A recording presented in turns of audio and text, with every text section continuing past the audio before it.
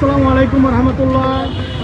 আল Mecca mobile শপের যেটা রমজান উপলক্ষে রেফারেল ড্র দিয়েছিলাম সেটা আজকে ড্র চলতেছে ইনশাল্লাহ। কার ভাগ্যে পরে দেখি লাখ লাখ লাখ বেলকি লাখ ভাগ্যের চাকা এবার ঘুরে যাক। কার ভাগ্যে আছে দেখি একটা চাই তুলেন তো।